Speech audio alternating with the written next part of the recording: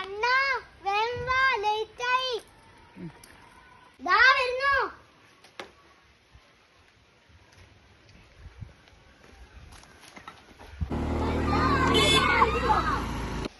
മോനെ, എന്തെങ്കിലും പറ്റിയോ? ഇല്ല. റോഡ് നിയമങ്ങൾ അനുസരിക്കുകയും റോഡ് സുരക്ഷയെക്കുറിച്ച് മനസ്സിലാക്കുകയും ചെയ്താൽ റോഡ് അപകടങ്ങൾ ഒരു പരിധിവരെ കുറയ്ക്കാൻ നമുക്ക് സാധിക്കും. റോഡിൽ പാലിക്കേണ്ട പല നിയമങ്ങളും അനുസരിക്കേണ്ടത് അത്യാവശ്യമാണ്. സോറി ഓഫീസർ, നേരം വൈകിയത് കൊണ്ട് ഒന്നും ആലോചിച്ചില്ല.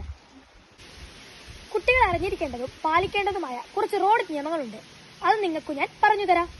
ഇതാണ് സീബ്ര ക്രോസിംഗ്.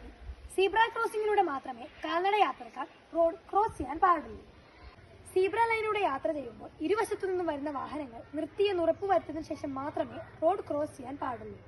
ക്രോസ് ചെയ്യുമ്പോൾ അശ്രദ്ധമായി നടക്കാനോ മൊബൈൽ ഉപയോഗിക്കാനോ പാടില്ല.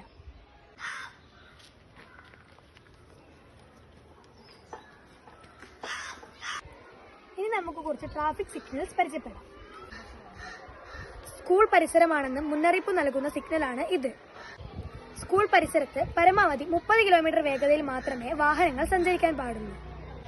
വാഹനം ഓടിക്കുമ്പോൾ മൊബൈൽ ഫോൺ ഉപയോഗിക്കരുത്. വാഹനത്തിൽ സഞ്ചരിക്കുമ്പോൾ നിർബന്ധമായും സീറ്റ് ബെൽറ്റ് ധരിക്കുക. ഹെൽമെറ്റ് ധരിച്ചുകൊണ്ട് മാത്രം ഇരുചക്ര വാഹനത്തിൽ യാത്ര ചെയ്യുക. സീബ്ര ലൈൻ അടുത്തുണ്ടെന്ന് സൂചിപ്പിക്കുന്നു. വാഹനങ്ങൾ ഇവിടെ പാർക്ക് ചെയ്യരുത്. ട്രാഫിക് സിഗ്നൽ അടുത്തുണ്ട്. അനുദിനം വർദ്ധിച്ചു വരുന്ന റോഡ് അപകടങ്ങൾ ഒഴിവാക്കാൻ കാൽനട യാത്രക്കാരും വാഹനം ഓടിക്കുന്നവരും റോഡ് നിയമങ്ങൾ പാലിക്കേണ്ടത് അത്യാവശ്യമാണ്.